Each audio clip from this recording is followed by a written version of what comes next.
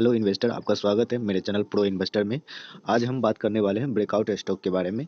और उसमें axis bank होगा और दो भारत फोर्ज है, उसके बाद प्रीकॉल है। सब स्टॉक के बारे में हम चर्चा करने वाले हैं। एक्सिस बैंक के बारे में सबसे पहले ब्रेकआउट आया है और ऐसा यूट्यूब पर भी फैला हुआ है कि ब्रेकआउट के तौर पर वहाँ ब्रेकआउट।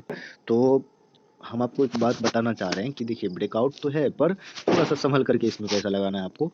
क्यों? देखिए, वॉल्यूम तो है, अच्छा वाला वॉल्यूम आया है यहाँ पर, देख लीजिए। इससे पहले तो ये इसका एवरेज वैल्यू था, यहाँ पर अच्छा वाला एक वॉल्यूम आया है। लेकिन ध्यान रखिएगा कि ये गैप अप के साथ खुला हुआ है और इस गैप अप को फिल करने के लिए इसको नीचे आना ही पड़ेगा। और जैसे ही नीचे आएगा तो उसके बाद फिर से जो ये रिवर्स होगा, तब जा करके इसमें अच्छे वाला ब्रेकआउट आएगा। क्यों? क्योंकि यहाँ पर वॉल्यूम तो है पर यहाँ गैप अप के साथ खुला हुआ है। अच्छा वाला कैंडल है पर गैप अप के साथ खुला हुआ है।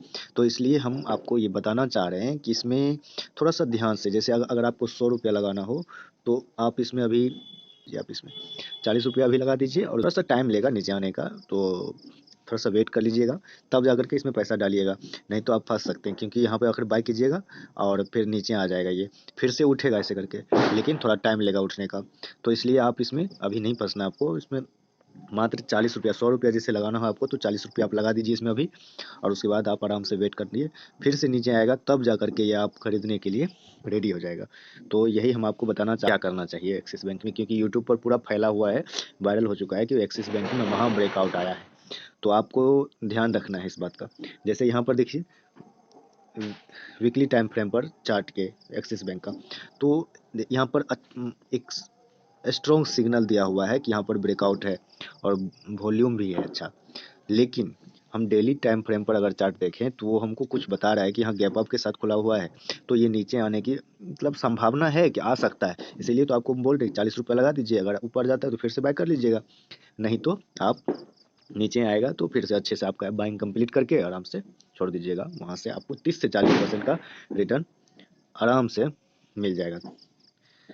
30 से 40% का रिटर्न आराम से मिल जाएगा इसमें, क्योंकि ब्रेकआउट लंबे यानी कि पिछले कई 2019 के हाई को तोड़ करके ये बना हुआ है। जैसे ये मान के चलिए 2019 में, ये मान के चलिए यहाँ पर है, तो इस हाई को तोड़ करके ये ब्रेकआउट दिया है। तो इतना लंबा सारा इसमें जो है आया था, इसमें मतलब यहाँ से इतना लंबा सारा इसमें इधर नीचे रह गया, इसलिए इतना लंबा टाइम के बाद ब्रेकआउट आया है। तो जाहिर सी बात है कि इसमें 30 से 40% का रिटर्न आराम से आपको मिल सकता है। लेकिन हाँ, थोड़ा सा टाइम लेगा, क्योंकि वो गैप अप के साथ खुल गया है ना, इसलिए। नहीं तो आपको दिखाना चाह रहे हैं इसी तरह का चार्ट जो कि नीचे आने की कतई संभावना है। जैसे ये भी तो वही है, डेली टाइम फ्रेम पर यहाँ पर गैप अप के साथ खुला हुआ है। यहाँ देख लीजिए, गैप अप के साथ खुला हुआ है, वॉल्यूम अच्छा है, पर इसके सेकंड वाला देख लीजिए यहाँ पे थोड़ा सा।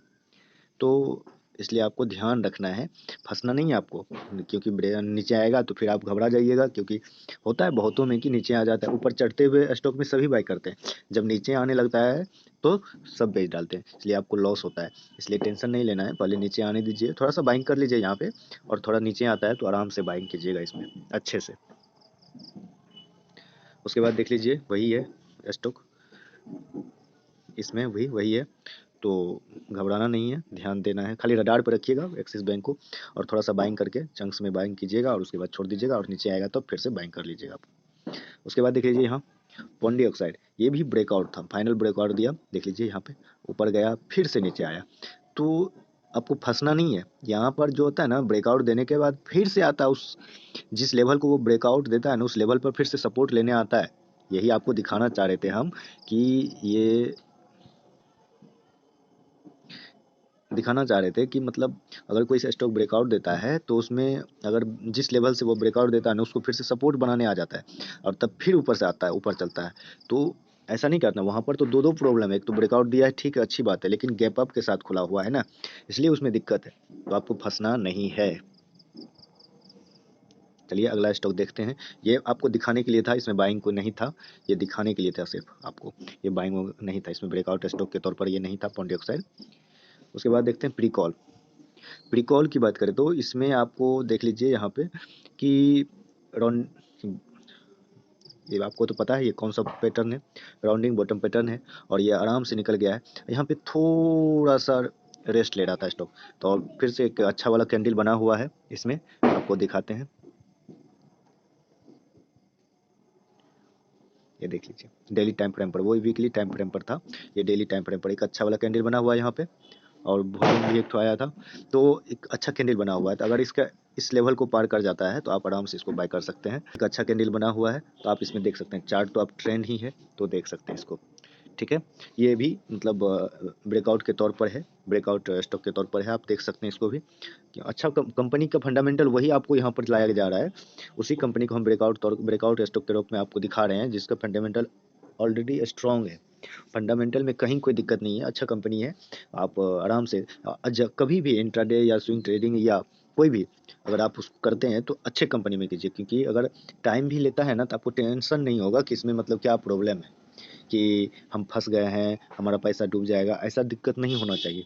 तो इसलिए आपको कभी भी अगर आप इंट्राडे के लिए कंपनी कोई चूज कर रहे हैं तो उसका फंडामेंटली कम से कम स्ट्रॉन्ग तो होना ही चाहिए, थोड़ा बहुत भी। अगर नहीं तो ज़्यादा नहीं देख पा रहे हैं तो आप आराम से थोड़ा बहुत ओवरव्यू ले लीजिए फंडामेंटल का, कहीं अच्छा है कि नहीं, आप आराम से कर सकते हैं इतना कम, तब जाकर के इंट्राडे या स्विंग ट्रेडिंग के लिए ले सकते हैं, नहीं तो आप फंस जाइएगा। ठीक है, देखते हैं अगला क्या है।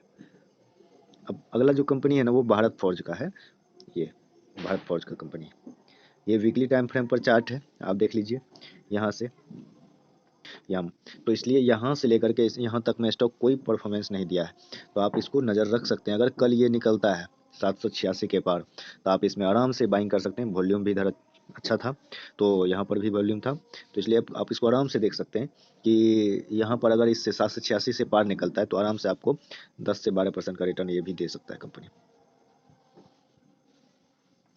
तो देख सकते हैं इसको। ये ब्रेकआउट स्टॉक के तौर पर है, आप अपने रडार पर रखिएगा इनको, जैसे ही ये 786 का लेवल पार करता है आप इनमें बाइंग देख सकते हैं।